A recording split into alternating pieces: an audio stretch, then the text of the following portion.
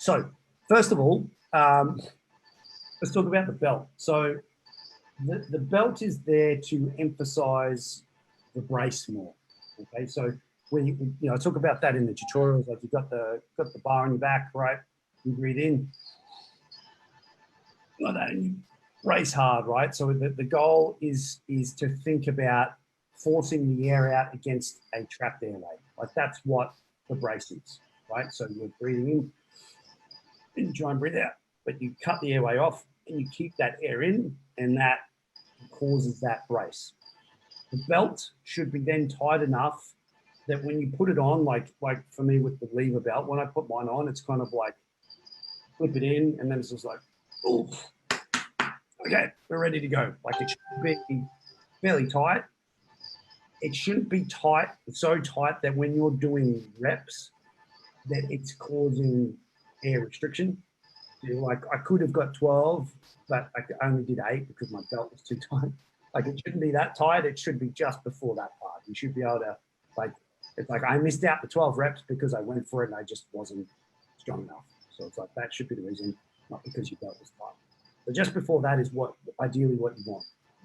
But you should use that, and this is why I kind of encourage everyone to get a belt even when they're first starting. Even if anything, using it when you're first starting, you're learning to squat, or coming into it, you might have been squatting before, and then you're trying to get you to change your technique and refine that a little bit. Like having the belt on is just going to be so important because it's really going to emphasize that ability. And the reality is, it's a bit of a toss-up between that ability to breathe and brace or the hip stability is why people don't squat well. The upper back thing, yeah, that's definitely has its play as well. But I really feel like if you can't like lock that down and maintain that and squat at a pace, right? Squat at a pace where you can maintain that maximum brace, then that's an issue. Like you're going to come unstuck. You come out of the bottom. Like people either drop too fast into the hole and they try and push out and the hips fly out and they sort of get this like, and they sort of squiggle up, or they just simply don't get to depth because they kind of go down and they go, if I go any lower, subconsciously I know shit's just going to like, just like crumble. Like there's going to be no tension there or whatever. And often it's just because you haven't actually like that put the belts on tight enough to create that bear hug effect sort of thing there, and just being able to maintain that as much as possible.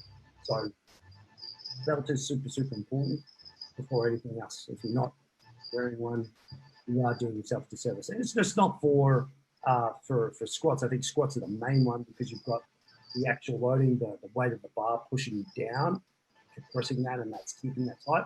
Obviously, when you're in a hinge position to do your deadlifts, it's not going to protect your back. Like people need to protect your ability to brace and get into a good position and execute a technique right is what's going to protect your back. But certainly when you're going for those heavier pulls, to maintain that bracing ability is going to allow you to maintain that rigid torso, which is what we want. So they go hand in hand. So belt definitely for squats and deadlifts, absolutely. But I think also the variations of those. So like a Romanian deadlift, absolutely. It's still the same thing. You're still going to run into the same issues. So use it. Front squats, safety squats, absolutely. Even lunges, like your step back lunges, for sure. Even like your Smith machine squats, Smith machine hack squats. I think all of those things. Leg press, I don't really see the need for it because of just the positioning of it. It's sort of because of the plate comes in, it kind of forces you to naturally brace to push the weight off you. It's sort of set up, which is what you're doing in a squat, but it's the way it's designed, sort of set up for you like that. So yeah, and then you can go as far as like when I'm doing like heavy bent over rows, I'll put it on for sure because for me the limiting factor is my ability to maintain really good rigid spine, which is where power's coming from. So keeping that neutral, what having the belt on is going to help me do that. So for sure, do that. One arm dumbbell rows, for sure. Flat pull downs, you won't be those. I have seen some people use it on a bench press, again, to really lock in that. When they unlock the breath, so they take the big breath, and they get that, like, lock the scapulas down and brace on that. Absolutely, I think it definitely has its place there. But again, it just comes back to personal preference. I think squats and deadlifts and the variations of those, it's a no-brainer. Anything after that, you know, it's always going to be, there's never going to be a negative with it. You know, and people are like, oh, I don't want to rely on my belt. It's like, shut the fuck up. That doesn't make sense. It's going to enhance any position that you're in, and any position is going to give you more of a training effect from that exercises, which is the whole point of training with weights in the first place. So if you want to use your belt to do a bent over row or one of it, like, go for it. Standing overhead press, even just to keep you more neutral as you push over there. Absolutely, for sure. So belt. So that's the context of the belt and how you would use that. The straps. So the straps are designed to keep the bar attached to your hand. Okay, so when we're in a double overhand grip, so when we're doing like deadlifts, we're doing like bent over rows, we need to stay in a double overhand grip.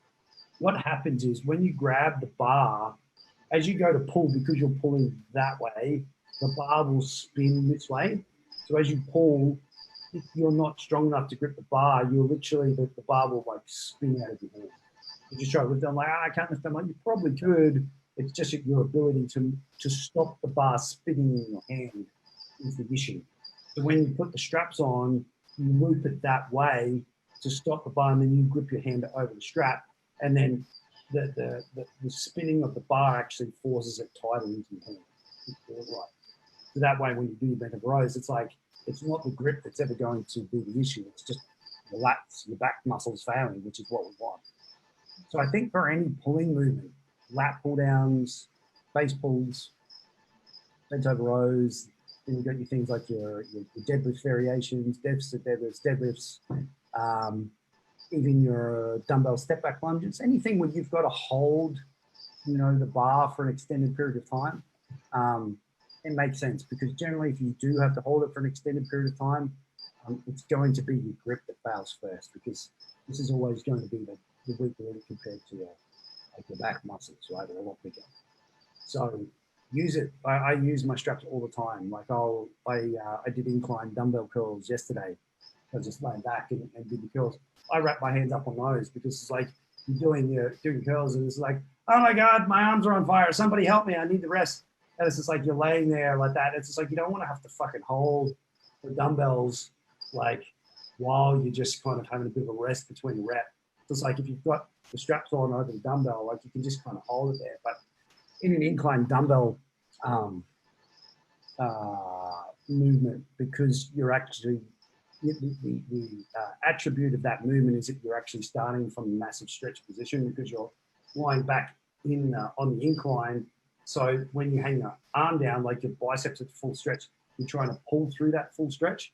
So like when you've got the straps on, you can hold it there, but you're holding it in that stretch position. So it's like after you've done a bunch of fucking sets and it's burning, and then you're holding it stretch, you're like, oh my God, this is not helping. It's like, it's terrible. So it's like, but it'll be the difference between you being able to get a couple of reps, because you don't have to think about all the dumbbells.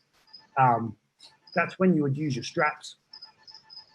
100%, 100% use them on any pulling exercise, for sure. Really, really good. And the last one was the wrist wraps. So the wrist wraps are to keep your wrist rigid. Okay, so like when you're doing pressing movements, a lot of the time, like your wrist, again, is going to be the limiting factor. So you're pressing.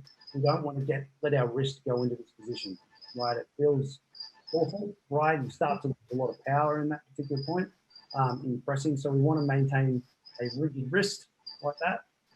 Put the wraps on tight. So the middle of the wrap should be going around your wrist bone. So part of it should be here, part of it should be on the other side.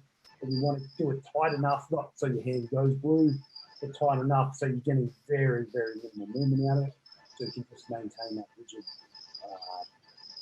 wrist on the active bar.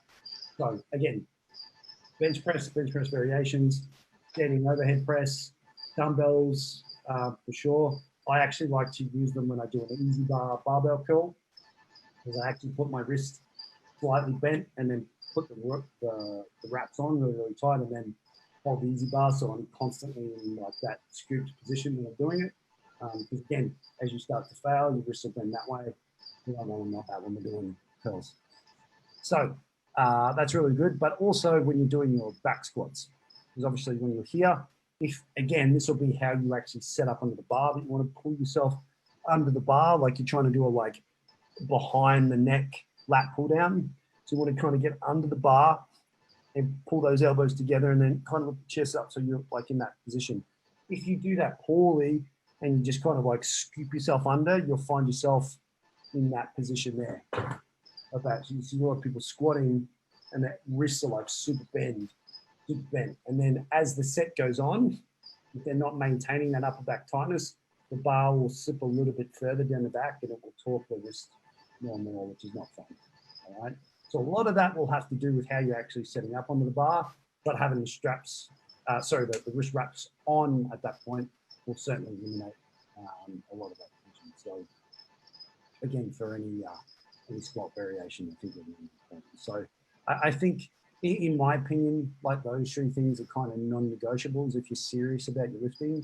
If you're serious about maximizing and extracting the best performances as possible on a per set, per session basis. Like it's just a no-brainer. Every single person who I've been coaching people one-on-one in the gym, I'm like, put the straps on, every single time, they always do a better performance.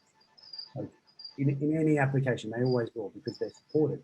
Every time you're supported, you're going to get a better performance. So I just, I think certainly, but in terms of priority, everyone should be using the belt for sure if you're squatting and deadlifting. And then I think for your pulling movements, if you're doing a lot of those, you grip for sure. Things like lat pull downs and stuff. I'm like, you're just not going to be holding like those really like bright chrome bars with like no knurling on them. It's like, dude, you do like the second set of that and you're just like pissing sweat. It's like, you ain't holding on to that. You're stopping like 10 reps short and that ain't doing shit. It's like, get some straps.